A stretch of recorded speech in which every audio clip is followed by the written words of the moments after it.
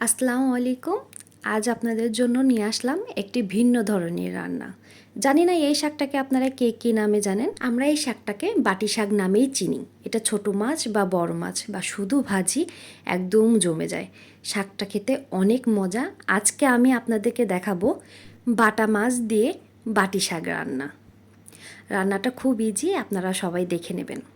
প্রথমে আমরা মাছ হলুদ মরিচের গুঁড়ো লবণ দিয়ে মাখিয়ে সুন্দর করে একটা প্যানে তেল দিয়ে সেখানে আমরা মাছগুলো লাল লাল করে ভেজে নেব।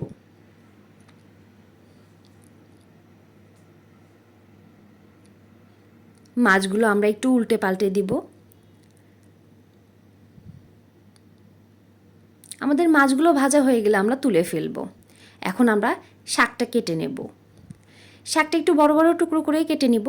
শাকটা অনেক নরম হয়, আপনারা রান্না করলেই বুঝতে পারবেন। এটা যত বড় করেই কাটেন না, এটা সিদ্ধ হয়ে যায়, এটা খেতে অনেক ভালো লাগে।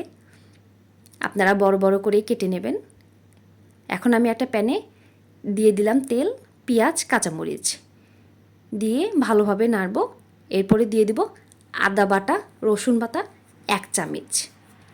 আদা বাটা রসুন বাটা দিয়ে আমি আবার একটু ভালোভাবে কষিয়ে নিব।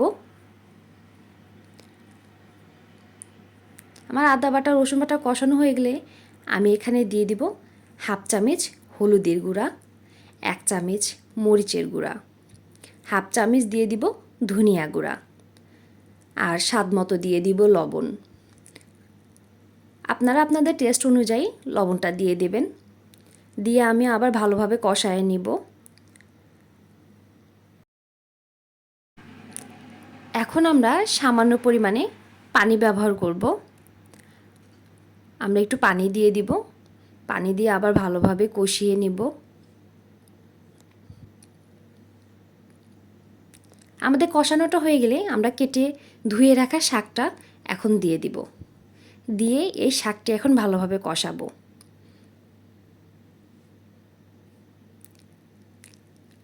এই শাকটিতে পানি দিতে হয় না, এমনিতেই অনেক পানি উঠে যায়। আমরা পরিমাণে একটু কম পানি দিব, বেশি পানি দিব না, কারণ এই শাকটা রান্নার সময় এক্সট্রা পানি শাক থেকে বের হবে। এখন আমরা মাছগুলো দিয়ে দিব। মাছগুলো দিয়ে ঢাকা দিয়ে দিব। আমাদের রান্না প্রায় শেষ। আমরা ঢাকনা তুলে দেখতে পারবো আমাদের কি অবস্থা। দেখেন আমাদের রান্নাটা হয়ে আসছে।